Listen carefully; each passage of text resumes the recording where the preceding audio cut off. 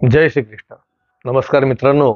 2014 म्हणजे पंतप्रधान पदावरती नरेंद्र मोदी विराजमान झाल्यानंतर त्यांनी अनेक लोककल्याणकारी योजना निर्माण केलेल्या आहेत, त्या अंमलात आणलेल्या आहेत. या योजनांपर्यंत आपण पोहोचत नाही, त्यामुळं आपल्याला या योजनांची कल्पना येत नाही, माहिती होत नाहीत आणि त्यामुळं आपण यांचा लाभ घेत नाही. आपल्या केंद्र सरकारच्या लोककल्याणकारी योजना या शृंखलेमध्ये आपण आता पुढच्या योजनेचा वेध घेतोय आणि ती योजना आहे प्रधानमंत्री उज्ज्वला योजना.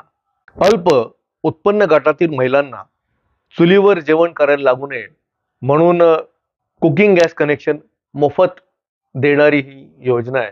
प्रत्येक कनेक्शनसाठी ₹1600 अनुदान दिले जाते. आपण अधिक माहितीसाठी https://pmujwalaYojana.in या वेबसाईटवरती या योजनेची अधिक माहिती घेऊ शकतो, संपूर्ण माहिती घेऊ शकतो. स्वच्छ इंधन, अधिक चांगले जीवन महिलांना मिळावे, सन्मानाने जगायला मिळावे, त्यामुळे हा उदात्त हेतू समोर ठेवून ही योजना मोदी सरकारने चालू केली. प्रधानमंत्री उज्ज्वला योजनेच्या अंतर्गत विनामोबदला आजपर्यंत 9 करोडपेक्षा जास्त स्वयंपाकाचे गॅस जोड दिलेले आहेत. या योजनेमध्ये 35% जास्त लाभार्थी हे SC, ST या कॅटेगरीतले आहेत.